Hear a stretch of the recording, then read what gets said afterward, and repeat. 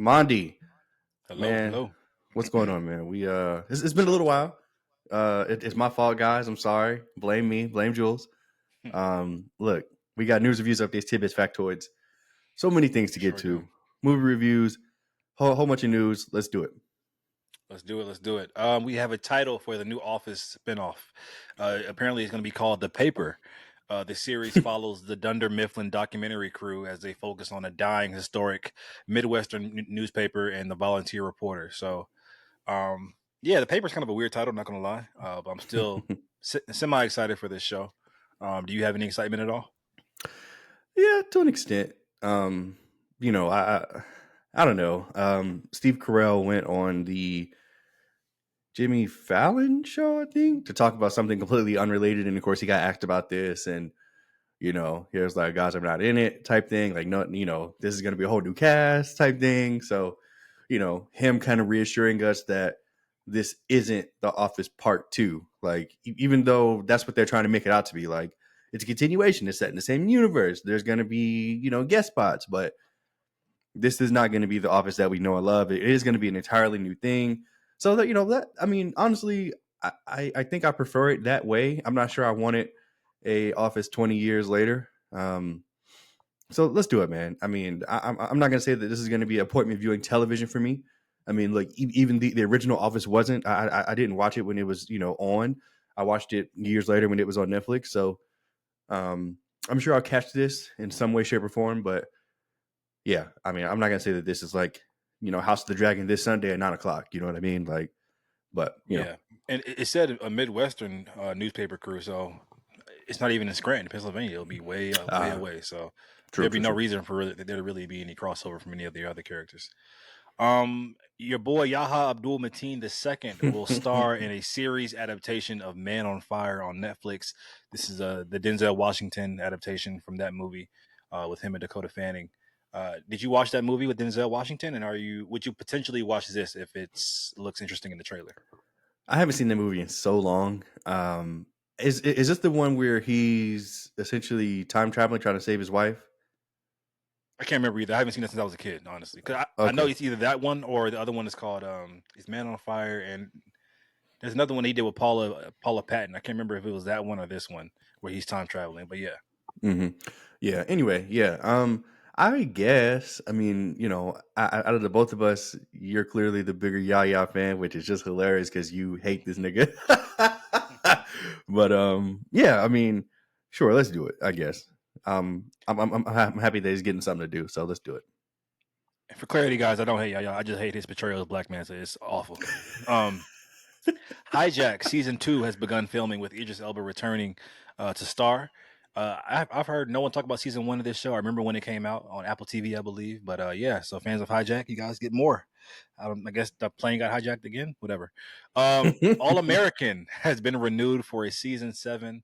I saw the funniest tweet. It says it's time for them to gain superpowers now because we all know every CW show trends in that way. It starts off as a normal show, and by season 2, 3, 4, everybody has powers, and there's time traveling involved. And so, if that were to happen, I would totally get back on board on the All American train. I did fall off. But if Spencer James got some damn powers, I am there. Appointment television. Okay. Also, All American Homecoming, the spinoff was canceled. That's the HBCU spinoff. So, yeah. The Boys season 5 will be the final season of the show. We do have some details on the future season of the Boys universe. Apparently, the Boys story will end with season 5, and it will not continue. They are planning to continue to make Gen V more seasons of that show, and they're looking to develop a couple other shows within that universe. So, for people who don't know, season 4 of the Boys just came out. The first 3 episodes, anyway. I'm currently watching that. So this is sad, man. As a big fan of the Boys, I feel like this is a show that can go on. Even if say the crux of the Homelander Billy Butcher debacle is solved, I wouldn't mind seeing what Vought has next and what other superheroes in the 7. I just love the universe that much. So, but hey, it's kind of a two-sided coin because I do love when stories have a beginning, middle, and end. But some shows I think just have the kind of vibe where they can just go on a lot longer. But I know you fell off of the Boys, but do you have any thoughts?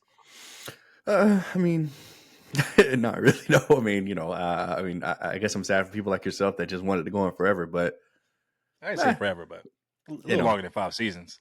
yeah, if the creator has to come out and say this is it, then he must be out of ideas or he's ready to do something else. So I don't know if if fans want it to go on forever. So yeah, A lot of times in these instances, it's really the actors because the actors get so that too. big from the property that they're in. Like we see it happen with Euphoria, Stranger Things, that they just Atlanta. can't afford to keep going. Atlanta, yeah. So yeah.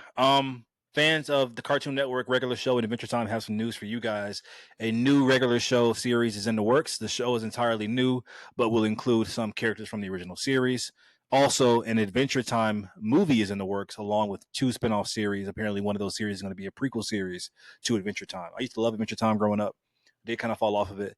Never watched a regular show. I know there's people who are huge fans of that show. I think they're from like the same creators or something like that. So, yeah. Did you watch any of these shows? No, man. I didn't watch a single one of these shows. I guess I was just aged out or I was doing other things. I don't know. But like you, like I know that these shows have like a huge fan base. People in our generation and older watch these shows. So for whatever reason, I just wasn't a part of that group. But good for everybody that cares about Adventure Time and all that other shit. So yay. Yeah, yeah, yeah. A new Hunger Games prequel is being developed. The movie will be titled Sunrise on the Reaping, based on the upcoming book. This comes out in theaters November 20th, 2026, so about 2 years from now. The story follows the second quarter quell, won by Hey Mitch. Hey Mitch is the character played by Woody Harrelson in the original movies. Apparently his tournament was just so legendary, like in like Hunger Games lore. Like he's like one of the best victors there is out there. Fans of Hunger Games have been wanting this Hey Mitch movie for so long, so they're finally getting it. So I think it's cool when studios do listen to the fans, but who knows this will be good or not? Because Songbirds and Snakes came out last year, it wasn't bad at all, but wasn't nothing to rush and see. So let's see if they can switch it up a little bit more. Yeah, Songbirds and Snakes came and fucking went. I was just about to ask you, like, didn't we just get one of these like last year? Yeah, it wasn't um, bad actually, but yeah, wasn't yeah. wasn't necessarily memorable. Don't care. I'm not gonna watch it. So yeah. Let's talk some trailers, guys. We have the trailer for the new Lego movie, the Mm. Pharrell Williams biopic done in Lego movie style. I know that sounds crazy, but it's actually a thing. Look it up online. It's called Piece by Piece. The trailer's out. It's coming to theaters this October. So once again, a Pharrell Williams movie biopic, but done in Lego form. So we got guest appearances from like Snoop Dogg, Kendrick Lamar, a lot of people along the way in his journey. Cool idea in theory, but what are Is your it? thoughts on this? Is it though, Monty? Is it? I mean, How the fuck did this escape the writers' room? Like, how did this escape development hell? Like, I got it. I know what we're gonna do. Pharrell, big guy, Kanye, Michael Jackson, Prince, like you name it. Like any big artist, Justin Timberlake, Eminem, like anybody. He fucking worked with them. But bitch, I know how it's gonna be different. I knew you were gonna ask. It's gonna be in Lego form, and we're gonna fucking kill it. No, like no, no, no, no, no, no, no. Now look, I'm not gonna sit here and act like these Lego movies don't have a place because um they keep getting fucking made. So somebody out there is loving it. Some 5-year-old out there is loving it. So I don't know. This isn't for me. I mean, I don't care enough about Pharrell to watch a live action like biopic of him. Uh, much less a fucking Lego biopic. So yeah, this can go to hell, honestly. Um, believe it or not, there's a camp of people out there who really think like the Lego Batman movie is like one of the best Batman movies ever made, like live I know. action or animated. So, Mhm. Sure. there are some fans out there, but in regards to this movie, I have been saying for a long time biopics have just been the exact same, but I don't know if this was the right route to go to make it different.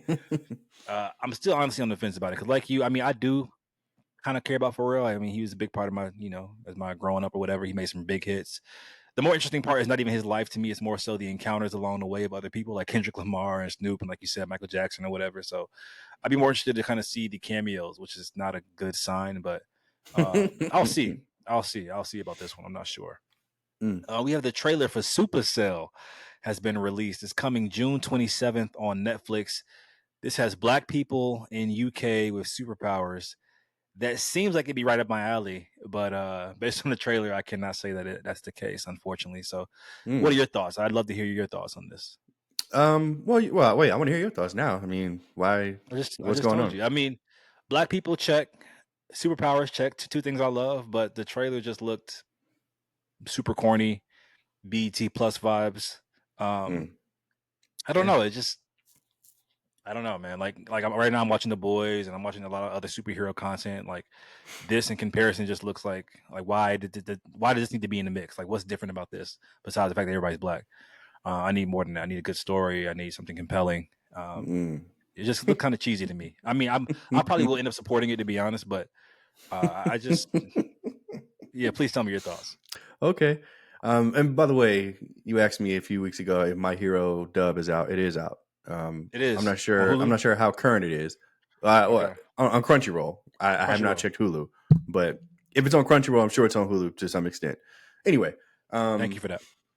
yeah, Supercell. I Even look, the title, like really, really Supercell, bitch. Supercell. Nigga. I mean, look, okay. I didn't get corny vibes, but I wasn't impressed either. Um, but apparently, I am a hard person to impress. So I don't know. Yeah, I don't really want to watch this. I'm probably not going to watch this, but this is on Netflix, I believe. So Correct, correct. um, at least I don't have to waste my money at the theater and waste 2 or 3 hours. So that's cool. But I'm sorry. Yeah, this didn't look super entertaining. So yeah, skip it probably. Supercell looks super boring. Did you watch Project Oh, Power that came out with Jamie Foxx a couple years ago? it sounds super familiar. What was It's like that a about? superhero type thing as well. People have superpowers. Oh, Came on Netflix. no, I didn't watch that. Then that doesn't sound familiar. Actually, now that you say that. Okay. We have the trailer for My Spy 2 has been released. This is the movie starring Dave Bautista. It's coming July 18th on Prime Video, which is interesting because the first one came out in theaters. This one's coming straight to Prime Video. Did you watch the first one? And what are your thoughts on the trailer? No, I didn't. But I do remember all the promo leading up. Like I remember both of them, or he with the little girl, promoted it very heavily. Um, the entire allure of this one is that they're back. She's older, she's bigger, she's stronger. I'm sorry, Monty. Just like I didn't give a fuck about the first one. I love Dave Bautista. I think that he's probably great in this movie. I don't want to watch this. I really don't.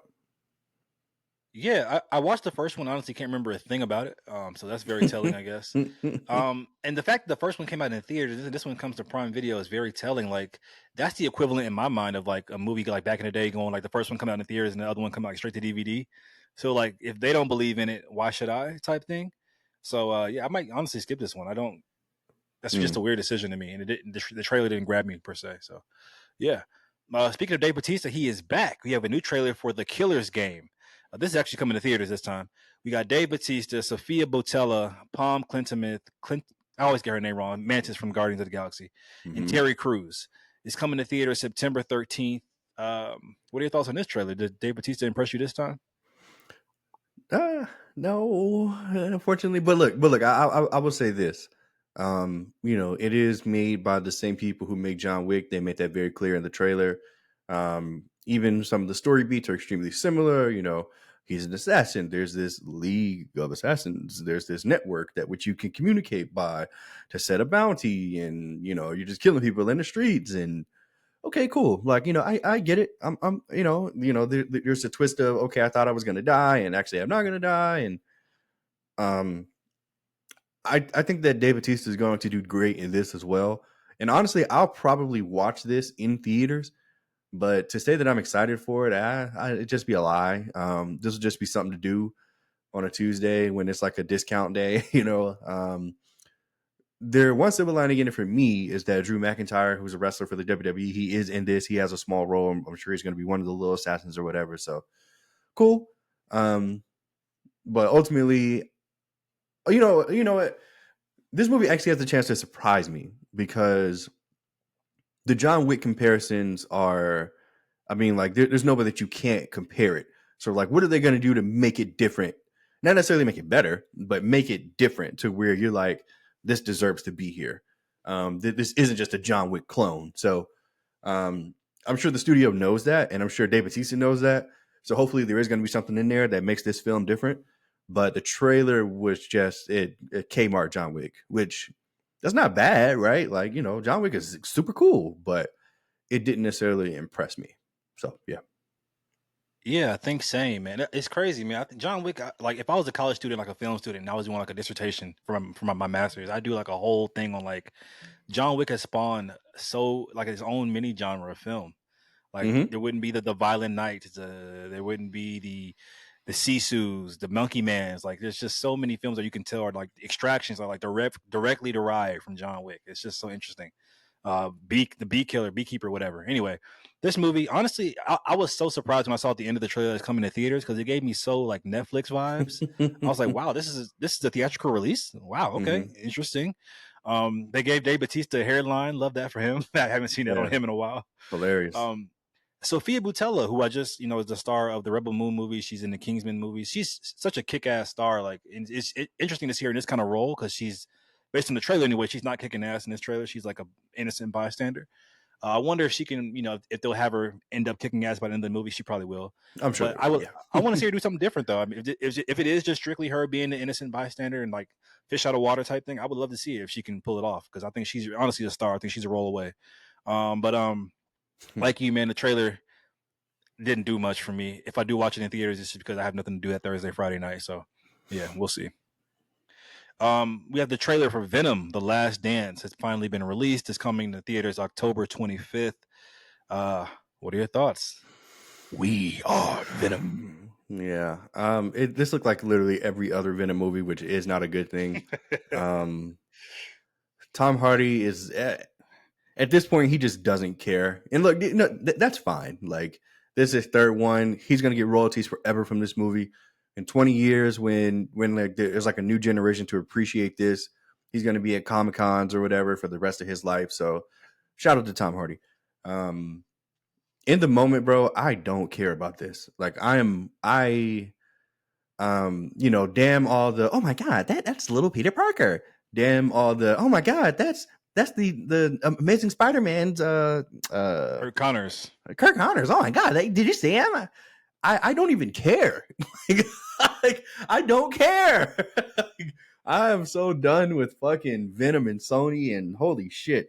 And like how many times are we gonna do this whole there's this other threat from outer space that is going to like come on bro like this is 3 alien invasions like 3 like Jesus Christ somebody has They're to do all something around here. symbiotes. Yeah, like somebody has to do something. um but yeah, I mean look, I'm gonna be there opening night, but I'm not gonna be happy about it, god damn it. Okay, I'm not gonna be happy about it. There's literally nothing that could like Andrew Garfield himself could show up on that screen and like I would Shut, still just be like don't lie now. Don't mm-hmm. don't you fucking lie to me. No, let's not push it now. You got me.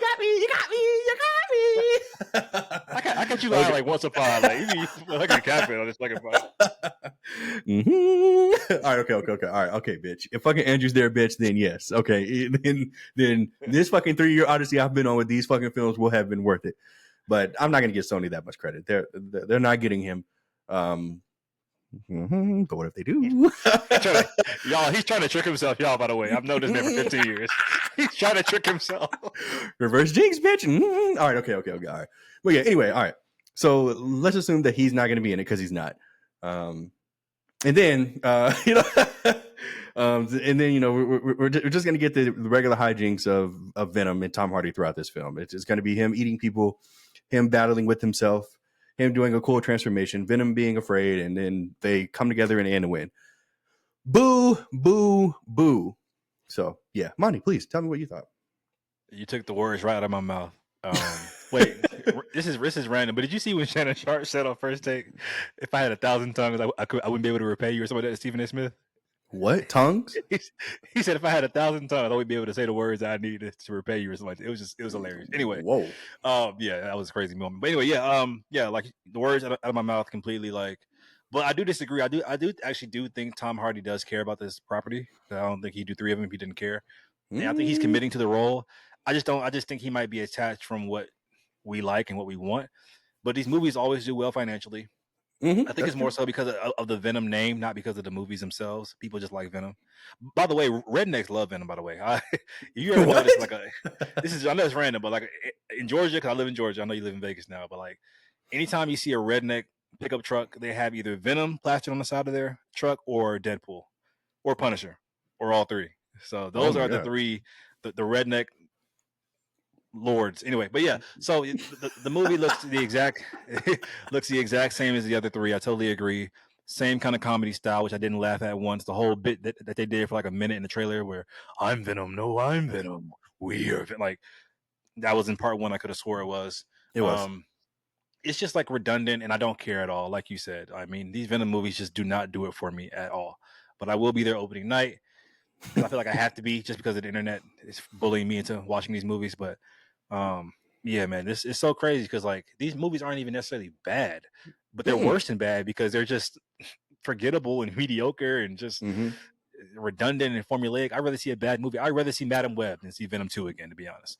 But that's just my thoughts. Hmm. Go Yeah. ahead. Yeah. Probably. Yeah. Jesus. At least Madam Web was so bad that it was entertaining. Exactly. But yeah, Venom 2 just fucking sucked. That shit was Yeah. ass. All right, move on. Last trailer here, guys, is for Alien Romulus. This is a new trailer coming to theaters August 16th. What are your thoughts? I did not watch this trailer. I didn't get to watch this one, so and I'm kind of glad I didn't Okay. because I'd rather keep the suspense. But tell me what I'm you sure thought, you're, Monty. I'm sure you're gonna see it whenever you go see a movie. But yeah, these movies, man, these movies do such a great job at just creating atmosphere. Um, if not better than any of the best horror movies that we have out there. And so I'm just really excited for this movie, man. Even Alien Covenant, even Prometheus, I love those movies. And I haven't seen, you know what? Actually, I'm gonna rewatch Alien and Alien 2, Aliens, should I say? Because I haven't seen them since I was like a kid. And so I'm excited, man. They just get Alien just does it for me. And this trailer looks like they understand the property. It looks very practical as they've been bragging about throughout the whole production process. And so yeah, man, I'm here for it, man. I love Alien movies, and this looks like it's more of the same in a good way. Awesome, love to hear that. Let's talk some social media news. Twitter Whoa, okay. will officially allow porn on the app Mm. by Elon Musk. So this is not news to me because I feel like they've been allowing that shit for like the past couple of years. But yeah, so all my 69 gods out there, which will segue to my next point. Twitter will also, or X, should I say, likes are now private. Mm-hmm. So once again, this is for the 69 gods out there. You guys will be able to like it up, do what you want. This is like another form of bookmarks, essentially. I will say this though: if I start liking things that are nasty, should I say, and then all of a sudden these likes become public again out of nowhere without any warning, bitch, Elon, we gonna have some words. Bless you, because God damn, excuse me. I feel like it seems like a trap. I'm not gonna lie. So I'll Yeah. stick to my bookmarks until further notice. But any Oh thoughts my on gosh. the private likes or the Twitter allowing porn? Yeah, I mean, it feels like you said, like there's really never been a rule against it because I feel like it's been there for years. Um, the likes thing is a little more interesting just because you would see random people like, why, like John Cena liked this, like what? Right. Um, and I mean, it used to get niggas in trouble, like NBA player would like a tweet about going to a different team or something like that, just send subliminal shots. So now you got to retweet it, bitch. Actually stand on it. So Or that burner motherfucker. yeah, or that, yeah. So yeah, cool. Let's do it, I guess. Instagram is reportedly testing unskippable ads. The Mm. ad break requires users to wait a set amount of time before they're allowed to scroll again. Ad culture is getting out of hand. I've expressed this on other pods before. They're testing it in games. They're testing it everywhere. YouTube ads are like 2 minutes long now at times, which is just insane. Um, yeah, man, this is just for the worst. But I get it. You want to make money, and I'll still use it. So, any thoughts? Okay, well, yeah, I guess they're targeting niggas like you that are like, I'm not gonna put my phone down regardless. So you win, and then there's people like me that's like, I fucking dare you. Like, I would delete Instagram so fucking fast. I already don't use it like that anyway. I don't need it, so I fucking dare you to like stop me from scrolling to make me watch an ad. Like, okay, try it, bitch. Fucking try it. So yeah. The whole thing on social media that which I'll probably will I always hesitate with like fighting against the powers that be is because I look at them very much as like social, I like time capsules, which I think is just really, really cool. They're like virtual time capsules. I go back on my Facebook, things I tweeted or wrote about in 2010, 2009. It's like, okay, that's so cool. So That shit cracks I'll me up, probably man. never abandon social media just because of that. Like I want to see 30 years from now what I was tweeting at 30 years old, like So anyway, that's just my little Mm. sentimental thing about that. Mm-hmm. Um, iOS 18 will allow users to schedule text messages to be sent. Um, so yeah, all your little good morning texts, all your little hoes can be scheduled at 8 a.m. sharp, Monday through Friday. So yeah, any thoughts on that? That's pretty cool if you think about it. I wasn't sure why people were making such a fuss about this, and then I saw that line of thinking. I was like, okay. I saw I like mean, I'm sure birthdays, there's a like greater utility. Yeah, I mean, but what is it? Like, is it just birthdays? Like, okay, I like, don't know. Maybe at work, maybe maybe like an email blast, but like a text blast. Because I remember at my old job, that was something that we had to do to our clients, like mandatory text blast. So it can make it easier. mm, Like though that I'm pretty sure like the average person probably won't benefit that much from this. right. More so people in like corporate America or stuff like that. I don't know. I'm guessing. Mm, okay. Yeah. Um, Also, the iOS 18 will allow you to lock any app, and it can only be unlocked with Face ID. So this is interesting as well. I'm thinking also might cater to the 69 guys out there. But what are your thoughts on this one? You okay? You very very horny today. Very very. I haven't eaten yet. Okay. Okay. I'm not sure how those two things correlate, but all right. Yeah. Yeah. I was kind of struggling to figure out what this one would be used for. Like, you're gonna lock Twitter, I guess. So like your kid can go on your Twitter account, maybe. I don't know. Think, my friend. Think, my friend. Think. I'll leave it at that. All right. Anyway, Pete Docter says that Pixar has no interest in making live action remakes of their films. I guess in comparison to what Disney's been doing, Mm-hmm. even though Pixar's under Disney now. Anyway, I think this is for the best, but also at the same time, I think another reason why I just wouldn't translate as well is because a lot of Pixar films have that kind of hyper realistic animation anyway, so it kind of looks already like live action. Like, will we need a live action Incredibles? I mean, would it look that much different than the animated Incredibles? Mm-hmm. As where Disney movies, a lot of the 2D Renaissance films were just so much had that cartoon vibe. You can potentially do something really different with a live action film. But that's just my line of thinking. But Mm. what's your line of thinking on that? Yeah, this is funny, and I appreciate him saying that now. But you're not fucking fooling me, bitch. I guarantee the conversations are already happening. Yeah. We're gonna get a live action Wally, which makes no sense, but we're gonna get it. Wally's already damn near live action. There's actually real people in Wally. So like there's actually Yeah, footage of live people. yeah, That's that's crazy. not good enough. We're gonna have a live action Finding Nemo. Trust me, we are. There's gonna be a live action Incredibles. Toy Story. Did you think you were exempt, bitch? Live action. So, Bro, Toy Story 4 was so photorealistic. Like the animation improved so much. I'm like, yeah. it looked damn near live action already, to be honest, but whatever. Mm-hmm. Yep. Um, we have some news on Zack Snyder's Rebel Moon movies. The director's cuts are coming Your favorite. August. They're horrible. August 2nd. But to me, the more interesting part about this is that these have new titles to the films. Okay. Because now part 1 will be called Chalice of Blood as opposed to A Child of Fire, I believe. And part 2 will be called Curse of Forgiveness instead of The Scar Giver. So I've never seen a director's cut change the title of the film, which is very interesting to me. So to me, that means that these films better be wildly different than the original cut and better. Because if not, why are we changing the title of the damn film? Like, that's just crazy. But any thoughts on that? No, I'm not watching this. Not supporting it. Sorry. I meant more so on a title change. Isn't that kind of interesting? No. No. This is Okay. just Zack Snyder All trying right. to trick you niggas into thinking that it's interesting. Okay. Apparently, it's gonna be like hella more sex and blood in the new director's cut, but whatever. Oh. Warner Brothers reportedly wants to make a Barbie sequel with or without director Greta Gerwig. Any thoughts on this? I mean, of course they do. This just made $1 billion. I'm going to say, yeah, I mean, this was inevitable. It made $1 billion. It was the talk, literally the talk of a summer the talk of a year, the Barbenheimer thing. Like, it was so massive that they really didn't have to promote it that hard. Like, like the self-promotion was just crazy on that. So not surprising at all that they want to make a part 2. It is a little weird that they want to move on from what Greta Gerwig did. I don't know if that'll be a good thing or a bad thing, because maybe with a new director, the movie can be a little better. Because one of the main criticisms of it was that it was a little, um, I don't know, Heavy handed maybe on the messaging. sure. So maybe in a new director's eye, it can be a little more of an even playing field for everybody. Even though it didn't seem like it mattered because it still made $1 billion. But hey, maybe part two would make 2 billion.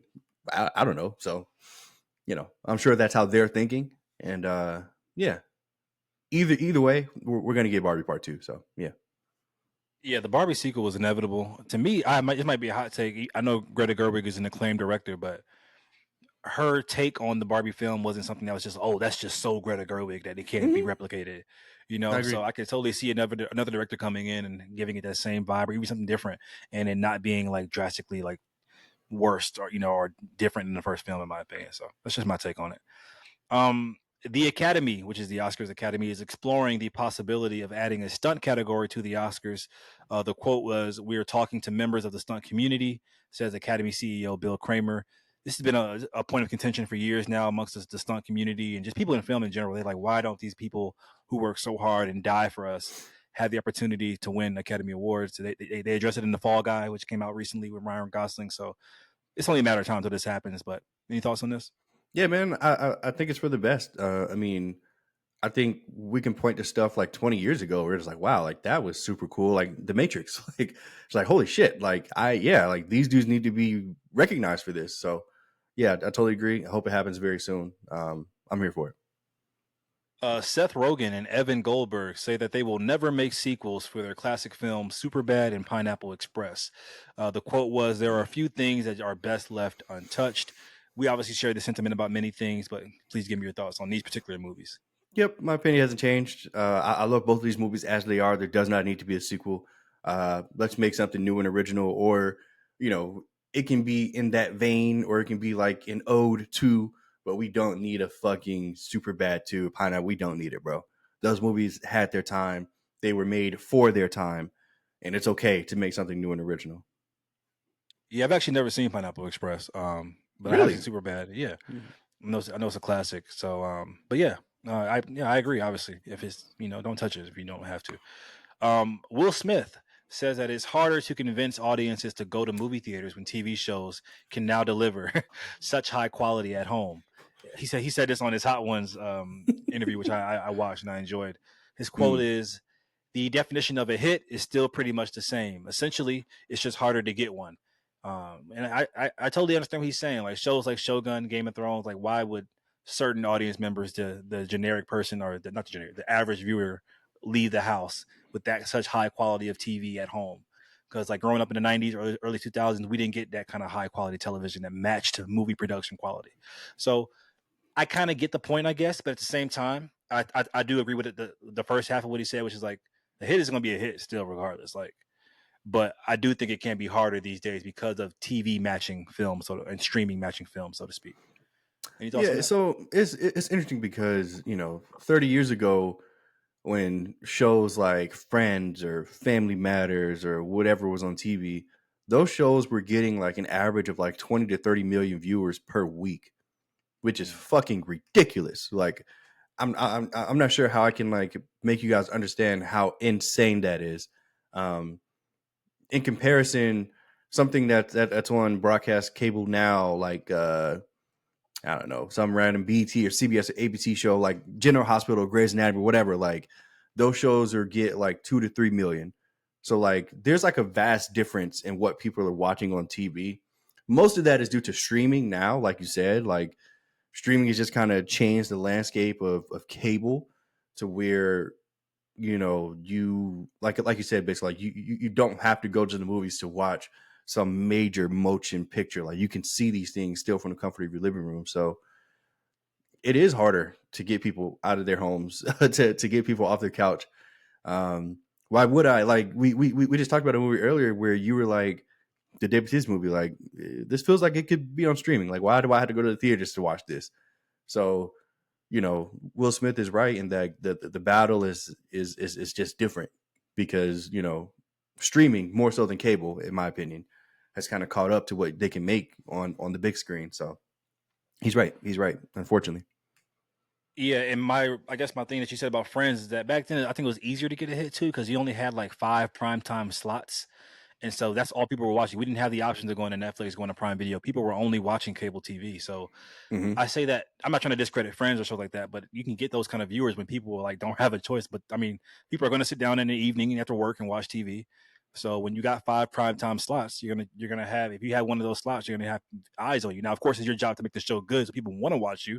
I'm about But to it's just a say. lot I easier mean, to get people to sit down and watch your show though when there's not that many options to choose from. so I'm not. I'm not the biggest fan of this show. I've honestly never seen an entire episode. But let's put some respect on Fred's name. No, Like, no, I am. I'm just saying, like you have to be good, obviously, to get those kind of numbers. But yeah, at the yeah. same time, people are almost quote unquote forced to sit in front of the TV in the evening time, during that time. You know. Okay. Anyway, actress Evangeline Lilly. You guys might know her from the Lost series, the Hobbit films, Hope Pym from the Wasp in the MCU. Is stepping away and retiring from acting. Or for anybody that cares, I don't, but uh, she's gone. Oh no. Oh Uh, no. Who gives a fuck? yeah, right. It's so funny when actors who like no one gives a fuck about retire. Like, okay, bitch. Anyway, let's talk some highest grossing opening weekend at the domestic box office in comparison from last year to this year, because people are saying now that the narrative is growing that Hollywood movie theaters are dying. It's been since the pandemic, basically saying that it won't be here in 20 years. As of this year, the highest grossing movie was Dune 2, which made $82.5 million, I guess, opening weekend. Followed by Godzilla X Kong, 80 million, and then Planet of the Apes 4 at 58.4 million. Last year, same time, the top five films all made over $90 million their opening weekend. So Dune 2, which was the highest grossing film the opening weekend of this year, didn't even make 90 million. So last year at the number 3 slot was Guardians 3, 118 million. Across the Spider-Verse, 120 million, and Super Mario Bros. At 146 million. So they're trying to compare those numbers. My only rebuttal against this kind of thing is that we had, yes, Dune, Godzilla, and Planet of the Apes are all established franchises already, but are they as big as the MCU and Mario Brothers and Across the Spider Verse? They're not. Maybe They're they're not. not, right? So maybe just the timing of those films when they were released might not be fair. But I do think there has been a drop, obviously, in people going out to see the movies. But I don't know if that's a one-to-one comparison with this example. Do you? Yeah, I mean, I think we would need more data for sure, but shit, man, that's not that's still not good. It's not. It's not. So yeah, but I mean, look, it's hard to go up against the MCU and something that people revere in these amazing Spider-Man movies or this what are they called? Into the Spider Verse. Spider-Verse movies. So yeah, I mean, and then Super Mario Brothers, that's a fucking 50-year-old. That's just not fair. So yeah, yeah, And sucks. but the previous year at the number 5 slot was The Little Mermaid, which made 95.6 million. So the fact that made more than Dune 2, not surprising. Disney, obviously, Renaissance class. You can bring families and kids there, but damn, that made more than Dune 2 opening weekend. Jesus. I mean, people are still, man, like Dune is it is not reaching everyone like I kind of hoped it would, like Yeah, it's Star not. Wars did, like the MCU does, or it's just not like there are people in my family who are still struggling to get through Dune Part One. Like they're just like, bro, it's long. There's a lot of dialogue. There's a lot of plot threads, and I get it. Like I was just like, I can't necessarily blame you. Like I mean, I had to slug through it twice to like actually kind of get everything and like really care. Obviously, Dune Part Two is a different animal in my opinion. I think Dune Part Two kind of gets to it quicker. It's a lot easier to digest, but Part One isn't doing Part Two any fucking favors. So I get it, honestly. I do. Yeah, it's funny you say that, man. I'm having the same thing with like members in my family. Because people know I like movies, so they always call me in my family. Like they're like, man, I just can't get through Dune Part One, man. Or Yeah. they're like Dune Two. It's like it's just worms and prophecies. It's confusing. Like Dune Dune is not as palpable as a Star Wars is, as It's not. digestible. But I don't think that's a bad thing at all. That's probably why I love it. I mean, I I mean, think it's that not it, bad for us, but yeah, but to but the I think it average strikes the viewer. right. But I think it strikes the right chord of like it's massive enough to have like the blockbuster feel, but also it's niche enough and artistic enough for you to be like it's also just a different kind of film. And I thought it rode that line, towed that line perfectly, but I guess not because, like you said, people in our families and people who just general audiences aren't really connecting with it that much. So Interesting. yeah, interesting, interesting. Let's talk some MCU Star Wars news.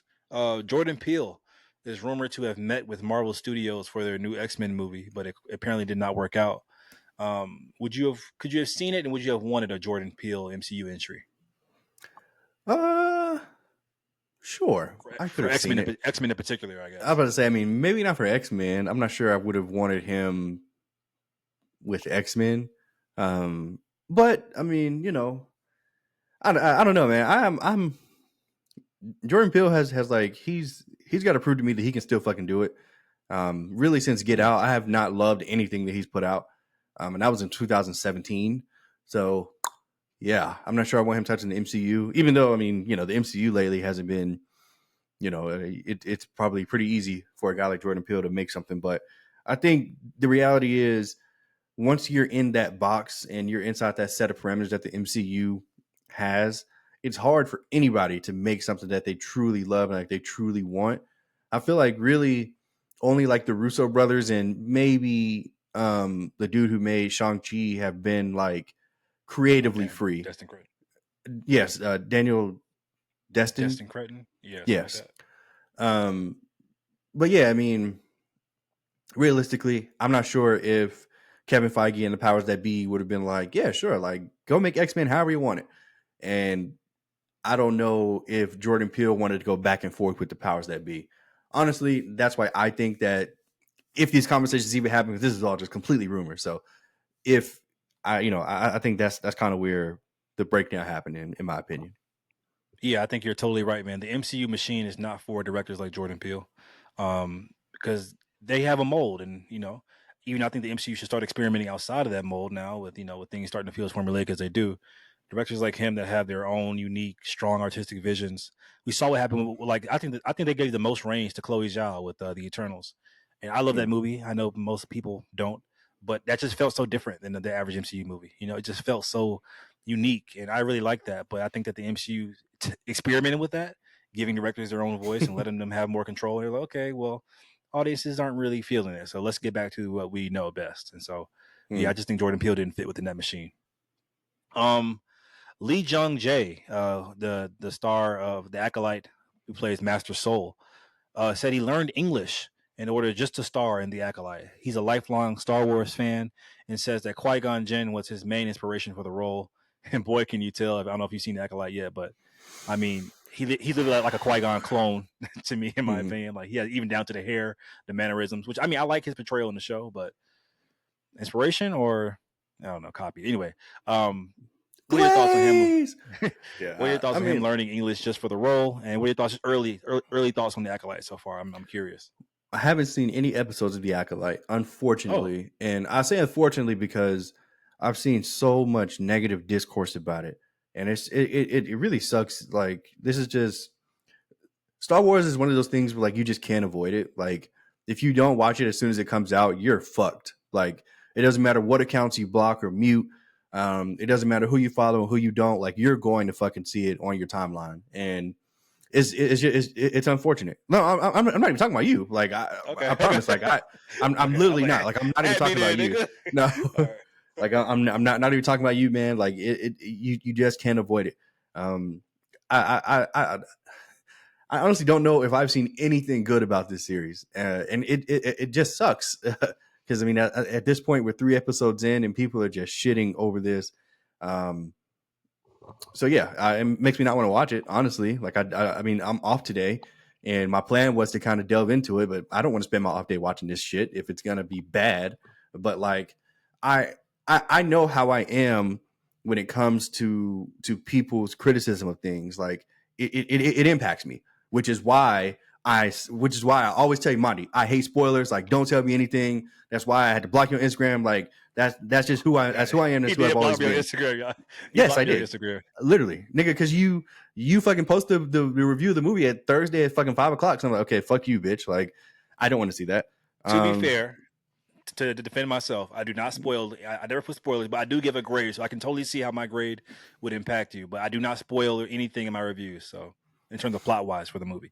Go ahead. Sorry, I had to defend myself there. Anyway, it really sucks to hear all this discourse. It is super cool that he literally learned a language to star in Star Wars. Like, Jesus Christ, like, okay, especially apparently the hardest language to learn. So, shout out to him. Hopefully, I'll get to see your portrayal one day, man. I guess. I fucking guess. I don't know. But yeah, the things that I have seen about this goddamn show are not they're not good, man. They're not good. Usually I feel like it's like 80-20. Like it's 80% hate, like 20%. Okay, well, at least that was cool. At least they got this right. I've seen nothing but people saying that this show is fucking terrible. So yeah, that sucks. Money, what do you think about that? First of all, shout out Lee Jung Jae, the star of Squid Game. I think he's playing even though he is kind of a Qui-Gon clone in this show, he's playing two different roles. Like if you watch Squid Game and then watch this, like he's doing great in terms of just acting as two different, which is what an actor's supposed to do. But anyway, but in regards to the show, The Acolyte, I'm not going to say anything. I don't want to imprint on you, Twilight. But what? But you remember when I was so protective over you? It wasn't you. It was the baby inside of you. So I wanted to fuck that baby. Yeah, Jacob is nuts. But I won't say anything about the show. I'll leave it at that. But Disney, I'll say the Disney era, Lucas, we need you, baby. We need you, baby. Speaking of Star Wars, Andor Season 2 is confirmed to have 12 episodes. There will be a 1-year time jump between every 3 episodes, which is really cool, with a different director for each time jump. So every 3 episodes will have a different director. So there'll be 4 time jumps with 4 different directors. Andor Season 2, even though I wasn't the biggest fan of Season 1, I respected the hell out of it. I'm excited, man. I'm excited for it. Any thoughts? Yeah, I didn't respect Season 1, and I wasn't the biggest fucking fan. So I'm not really looking forward to this. This is another one of those things where like I feel like I just have to watch it, unfortunately. And like I don't really want to. So, but then again, you don't like Star Wars? Star Wars. I even to be in this where it was born, guys, from fucking this nigga here, Diego Luna. Diego Luna, yes, believe it or not, he was in the running for Mr. Fucking Fantastic at one point. Marvel was pressed to get somebody a person of color. Jesus Christ. Yeah. Ain't wrong with a good old white boy. God damn it. I agree. Me. Go ahead. I was so elated to see Mr. Fantastic, the real Mr. Fantastic in Bad Boys 4, but we'll get to that. Yeah. All video games fans, Gears of War E-Day trailer is out. Let's go. As a gearhead, please speak on this. Man, this was crazy, man. It's almost got me emotional. Like they had a really great cinematic trailer with Marcus Phoenix back fighting the Locusts, which we haven't seen in so long in the Gears of War franchise. He's about to fall, and all of a sudden the hand reaches out, and it's Dom. Like, Dom, my nigga Dom is back, bro. Let's go. Plus with the It's a Mad World playing in the background from like the OG trailer that we got in 2006. Mwah. I need it now. I can't wait for this opening night, bitch, coming. Yeah, I need it immediately, expeditiously. So, all right. Yes, I need it. Gears of War fans, gearheads, gear up. And Call of Duty, Black Ops 6 is releasing October 25th for all my Black Ops Call of Duty fans. Yeah. Boo. Who cares? Nigga, I know you. I know you're gonna buy this. I don't act like you just don't care. I'm not. Not buying this. Nope. Oh, wow. Warzone's free. I'm not buying Call of Duty Black Ops. I'm done with it. Alrighty. Let's get to some movie reviews. First one is The Big Boy. Have you seen Bad Boys Ride or Die? I have. Well, first of all, I'm sorry. Have you finished any shows? I haven't, but maybe you have. Shows? No, have not finished any shows. Just The Watcher and Bad Boys Ride or Die. All right, let's talk Bad Boys Ride or Die. Please give me your thoughts on the new Will Smith Martin Lawrence feature. Man, I feel like I've stated this on the pod a few times, but like these movies, the Bad Boys, the Fast and Furious, I really shouldn't put them in like the same vein of like film because they're really not. But what I mean when I say that is like you go in knowing what you're going to get, and once you get it, you're completely set. Like just like the Godzilla and Kong movies, like you're going in to see them be badasses, kill some animal or kill some beast or whatever the fuck they are. And like, you're here for the atomic breath. Like check, check, check. All right, great. I loved it. Like I had so much fun. Bad Boys is the same thing. Like you're here for the chase scene, the crazy stunts, the shootouts, the comedy from Martin Lawrence. You get it. You get it all. Check, check, check. Um, if you go in this movie expecting anything different, I don't know why you would, but you're not gonna enjoy it because that this is what Bad Boys is now.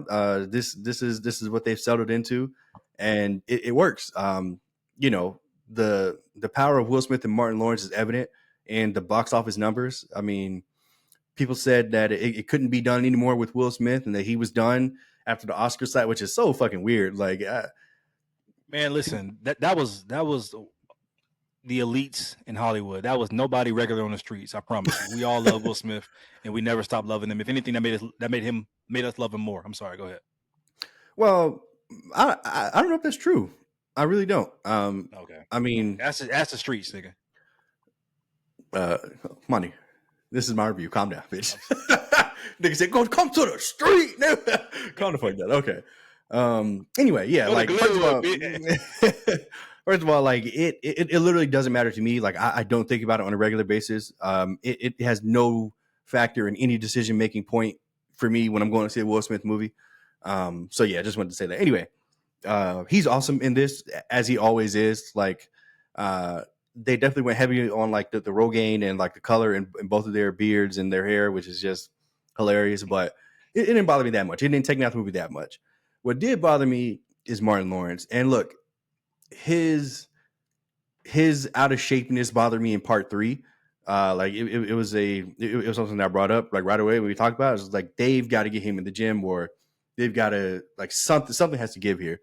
And it was pretty much the same here. I mean, I felt like, especially with his dialogue, I felt like his dialogue was either very slowed down or slurred, and like a lot of his scenes was just a little weird to me. It was like, oh, is he okay? Like, It's rumored that he's been having some health issues, and I actually know an actor who was his actual stand-in in Bad Boys 3, and he was like, "Yeah, he definitely has some health issues going on, even though he might come out and say he doesn't." I have hmm. first word guy that he actually does. So Okay. Well, it fucking showed. Now, bright spots. Vanessa Hudgens, that white guy that she's with, Armando, like that little new team that we're building. Huh? Reg G.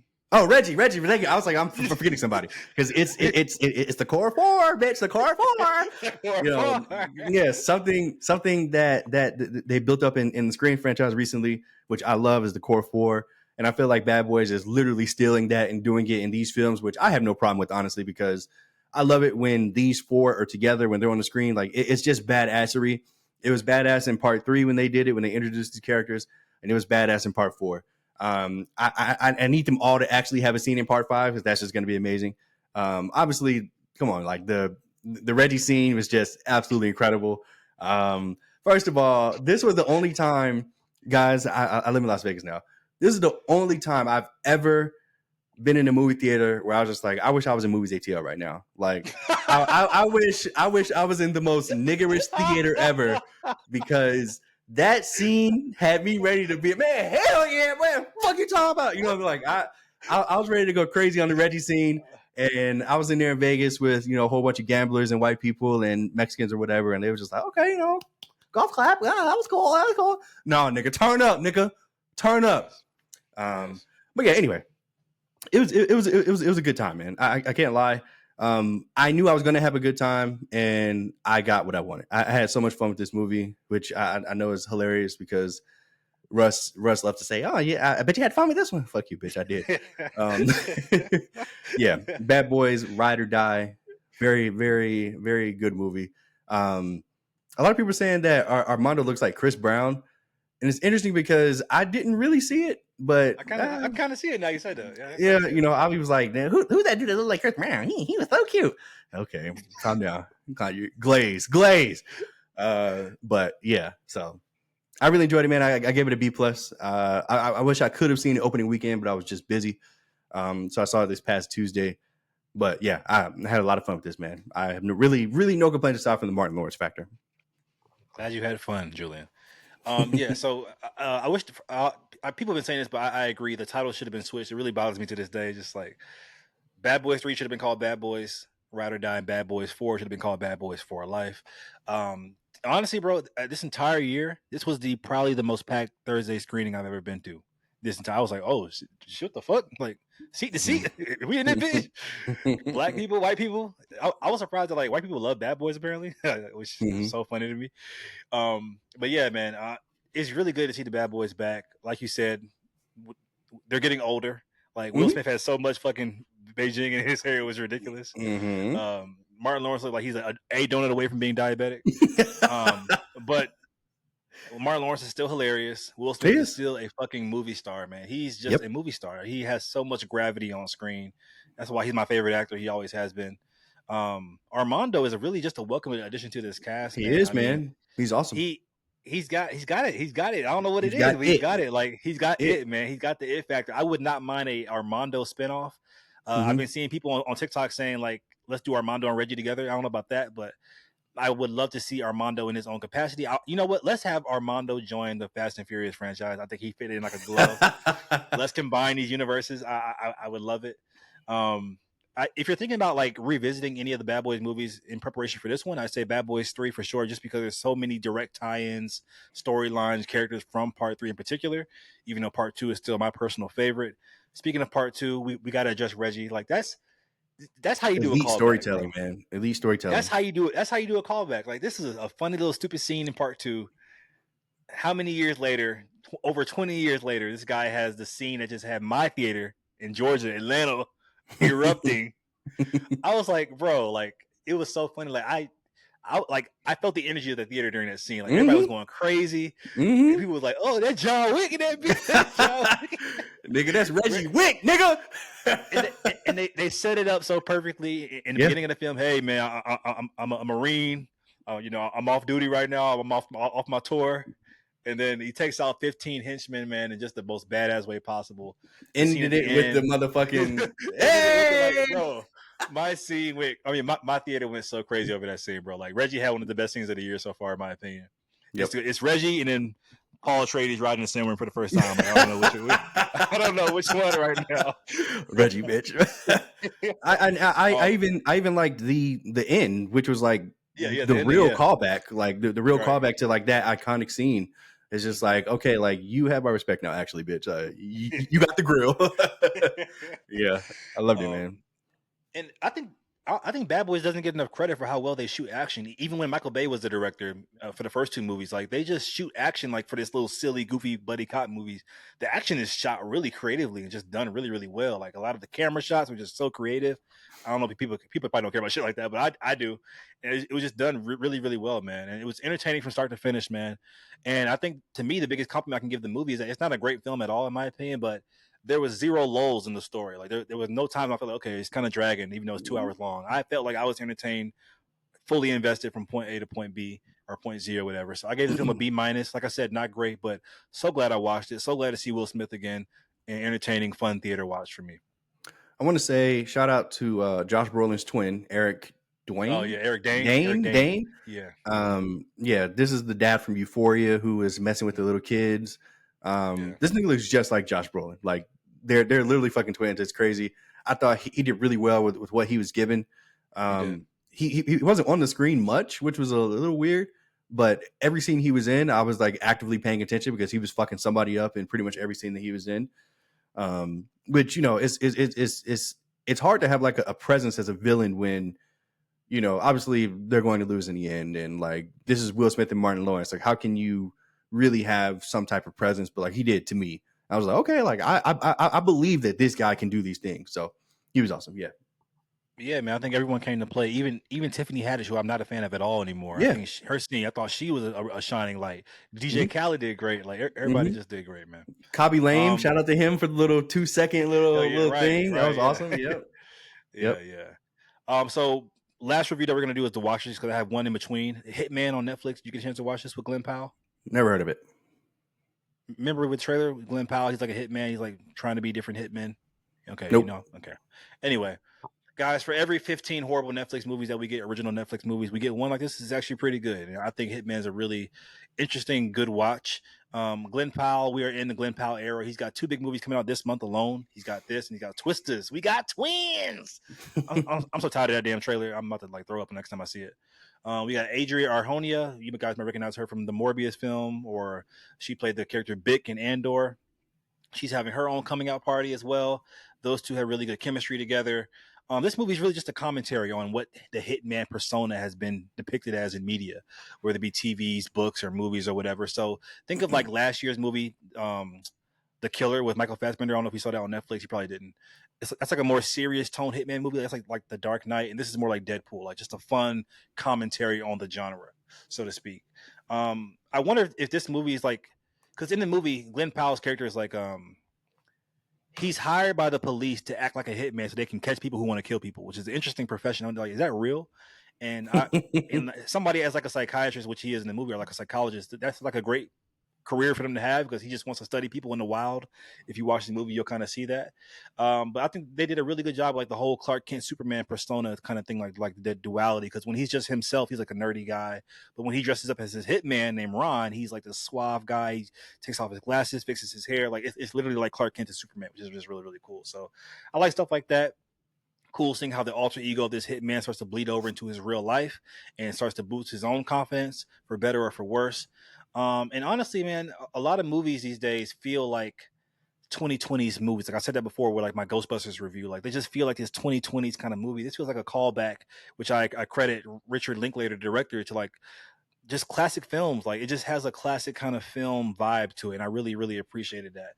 My only complaint with the film is that in the movie he's like all these different kind of hitmen, like to kind of cater to the person who's he's trying to work for. Like he might be like a hood hitman or like a classy hitman. And I wish they kind of play more with that because those were like really fun sequences to see him dress up and be these kind of different guys. But other than that, man, it was a good watch. I give it a B, super solid. I think this will end up standing the test of time. It's just a really good original film. So yeah, Hit Me on Netflix is a recommendation for me. Okay. Next review, guys, is for The Watchers, directed by Ishana Night Shyamalan, or is it? Daughter of M. Night Shyamalan. Please give me your thoughts on this new horror thriller movie. I went into this movie with a very open mind, Monty. Oh no, he's setting it up. Hey, relax. I went into this with a very open mind. I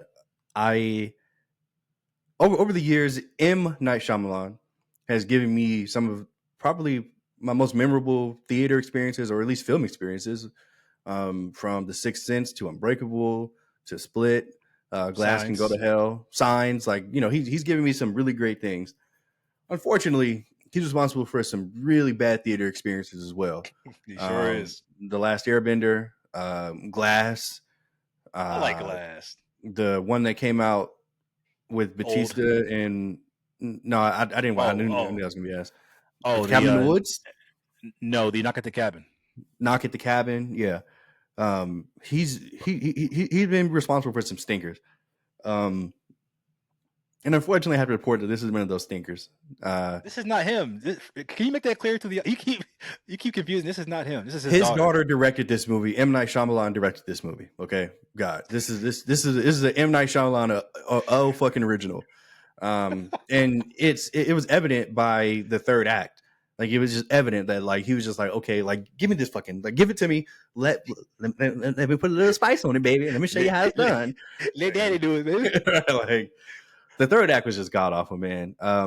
You know, oftentimes with his films, the build up can be like very interesting. Like the build up, because like you're like exploring the world, like you're learning the rules. And first of all, I love how you're treating this review like it's really his movie. Like you're so funny for that. Please go ahead. It is. Like, you know, like like I said, you're learning the rules. You're learning what you can and cannot do. You're learning how to survive. You're learning what these creatures are. Like, okay, you know, that's kind of cool, kind of interesting. Like, I'm paying attention. Like, I'm locked in.